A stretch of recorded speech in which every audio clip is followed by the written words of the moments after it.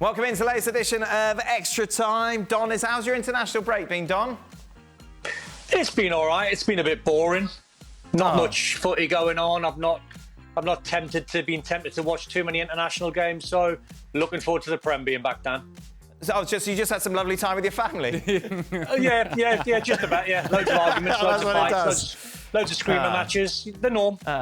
Do you want to hear my family story from last night? Sure, go ahead. So we got in, Argentina-Brazil is obviously on. Right. Denise is watching it, supporting Brazil. Yeah. The boys don't really care about soccer, but because of the violent nature of the game, they were quite intrigued. Okay. Doesn't bode well for the future. Right. And for some reason, Joshie, my youngest, decided to start supporting Argentina. Oh, no. But and it was really getting under her skin, really getting...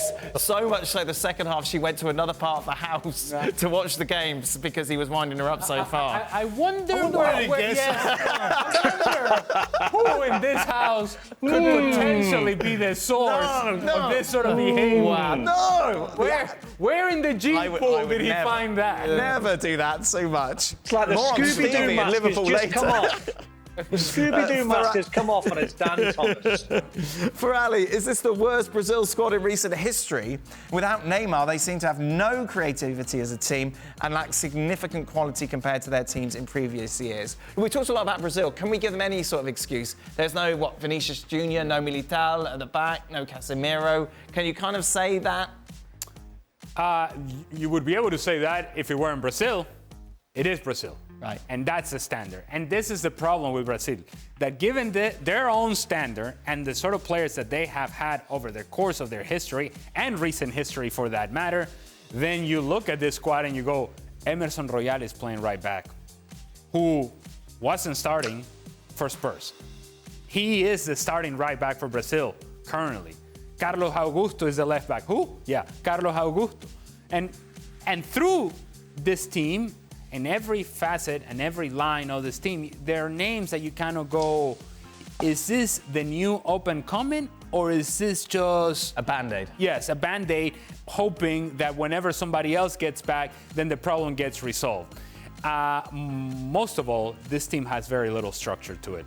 And you could be able to get away with it in the past with Brazil because you were talented, superior to everybody else in South America, that you could just outdo other teams offensively, and so therefore the structure of your team wasn't all that important because other teams, quite frankly, were afraid of you. Other teams are noticing what I'm noticing, and they're like, oh, wait a minute, we can attack this team. We can get after them, and they don't have much of a threat going forward, and so therefore, look, the fear is gone. You go and attack Brazil, you create problems against Brazil, you go and score goals, and they don't quite have a response. So to answer your question, yes, this is the worst Brazilian team I've seen in a long, long time. Don, welcome back from spending lovely time with your family. What's the percentage chance that Stevie is the most hated man in Liverpool? Oh, no, after his comments this week. In case you missed it, Don, a prominent Liverpool website took a little bit of a discussion we had about Jurgen Klopp in which Stevie said Jurgen Klopp has to shut it. But that is the headline, and then he got a lot of abuse as a result. Well, I was going to say one, but now he's told Jurgen Klopp to shut it. It's probably up to... it's only 2 or 3, I would imagine. Who's in that? Like, Michael Owen is not liked, no? If we're talking about former Liverpool players, Don, is that fair? Because of going to Manchester United? A little bit. Yeah, who else is in there, Stevie? I'm trying to think who's not liked. Yeah. Say a name so that we get another headline. Yeah. There's not many. No, there's not many. No. Really. No. I mean, I wouldn't say Michael Owen's not liked. I think he could have been there. Right. But he's probably just there. I mean, I don't think anybody would abuse him. People would still want his autograph and say hello to him. Oh, lovely. Maybe a selfie? Yeah. Yeah, I can't think of... So you're number one? Yes. You're carrying that flag. I guess I've gone to the top. I've gone to the top of the Oh, my God. You're the Craig Burley of Celtic. Oh, no. Oh, no. The Craig Burley of anything is no. Stevie, why do players still waste time in big games? It makes no sense since the ref will just add on time at the end. Wouldn't it be better strategy to not waste any time so the game ends in 90 to 92 minutes? Well, I'm going to say that I think regardless, the referees, it seems as though they're going to add time on anyway. No, I don't think so. I don't think that's fair. Absolutely. No, I don't think they're just going to okay. They're not going to add 10 minutes willy-nilly. They're adding it for a reason. They don't want to be out there any longer than anybody else. So generally speaking, we'll get 3 minutes in the first half and 10 minutes in the second half. Well, there'd be a reason. There'd be a reason for that.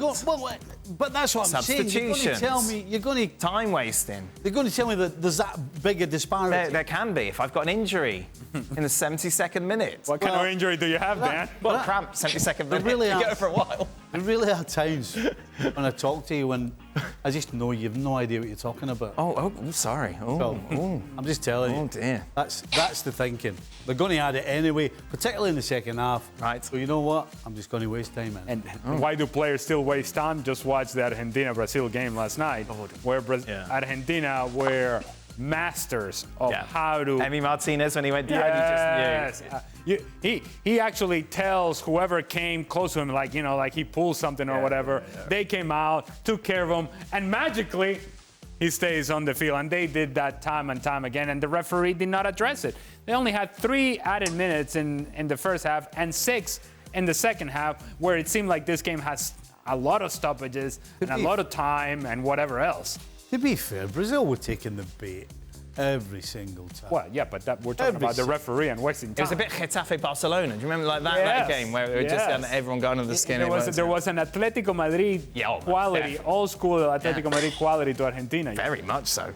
Ali, how disappointing is it that the next CONMEBOL World Cup qualifiers aren't for another 10 months? It's awful. Considering how well Venezuela have been playing throughout this cycle. Bad news for them. Wouldn't you want less of a gap in between matches? This person's really rubbing it in. Yeah. Well, it's awful. It's awful. And in my estimation, what it does is a couple of things. If you're Venezuela, you got momentum on your side. And so, and any team that is in that sort of position, you want to continue to play because you don't want to give opportunities for anybody else who's in and around you in the standings or below you in the standings to get themselves right. And 10 months allows a team to get themselves right, whether it's by a coaching change, players coming back from injury. All those things that Venezuela right now is taking advantage of and exposing some of the frailties of Peru, Paraguay, Bolivia, Chile.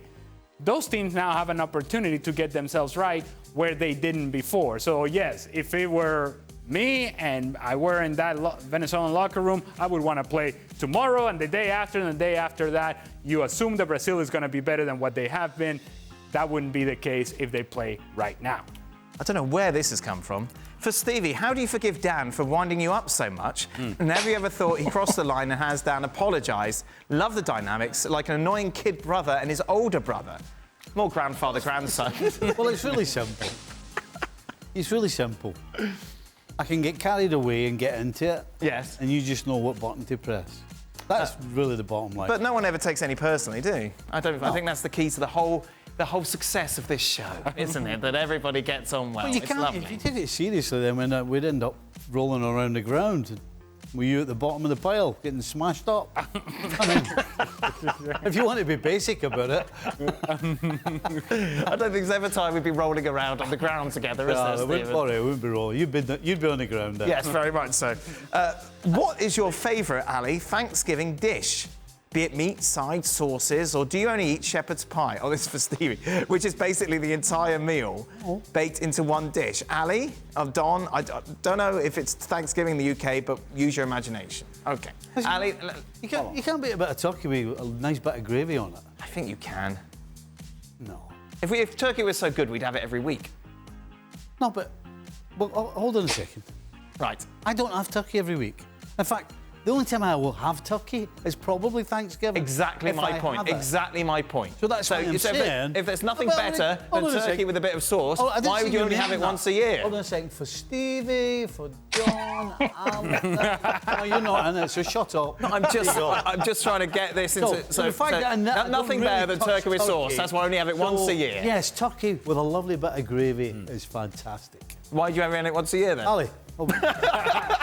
I would say from the southern cuisine, the turkey dressing, which is different what they usually serve up north. You got to go down south for that. So what does that dressing entail? Well, I'm not quite sure because I don't fix it. What, is it spicy? No. But you know, the dressing sometimes what they do is either they stuff it in the turkey and all that. None of that. Down south they fix it differently, and it is much better than the other. You're not really version. giving us an insight as to what it is, Ali. What's it taste like, man? It's delicious, is what it is. But sweet potato souffle. There we go. There we are. Sweet potato souffle is a winner. Lovely. Pecan pie is also a winner. Yeah. You know what? Don't get you that walk. in the supermarket down the road. Ali's going to chin him. You know, don't walk into my house with that sort of attitude, because my southern lovely wife will have a problem with that sort of attitude. With that sort of... I've had a whole host of guests in the past at Thanksgiving. Yeah? I've had Mariner, Yeah? Stuart Robson, Yeah? Casey Keller, Frank LeBoeuf. Okay. All there. What about this year? This year, no. No, this year's a quieter year. It's just me and the family. It'll be lovely. But this isn't about me, as people keep saying. Right. Don, Thanksgiving dinner's like Christmas dinner, basically. What's your favourite bit of that? You actually sound disappointed there when you went, yeah, just me and the wife. Just me and the wife. Yeah, well, desperate don't start. It's been a boring couple of weeks with the family.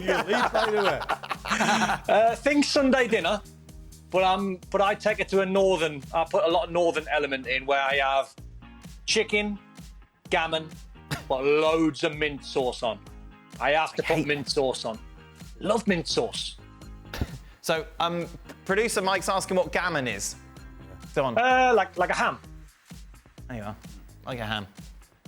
Sometimes with a pineapple. No, that's like putting pineapple on a pizza.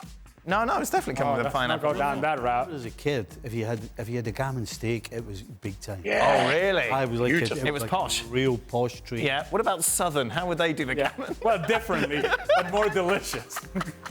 How would it taste? It's delicious. I think it's based on cornbread and you asked me. Well, yeah, now you're just filling in the gaps. You don't really know what you're saying. Yeah. Well, no, I don't, but it's delicious. You asked me what I ate. You didn't ask me how to fix it. Don, will you do anything special for Thanksgiving tomorrow? No, working, Dan, working. How's he gone? So I'll be on Chelsea, Newcastle, and then Juve Inter Sunday. What, tomorrow? Oh, sorry, I'm getting ahead. No, where are we? Tomorrow I'm golfing. I'm golfing tomorrow. All right. Beautiful. Who are you golfing with? Just a couple of pals, and then I'll Is have your a friend nice... McAteer having a boxing match with Roy Keane? He's got himself in a world of trouble, hasn't he? Is that happening? Have you seen it? No, it's not happening. It's a bit of a. I don't think Roy would take it on. Jason's got himself in a world. He called him a clown on air, and it's just gone viral. And he's more or less said the only way to fix it. Jason said this. The only way to fix it is to get me and Roy Keane in the boxing ring. And it's just gone viral. Wow, there you go. Who called who a clown? Jason called Roy a clown. Oh, dear. Oh, well, there you go. Never see that sort of thing on this show. That sort of behaviour. Unruly. That is it. We'll be back for Thanksgiving. Me, Stevie and Craig. What a wonderful way to enjoy the day.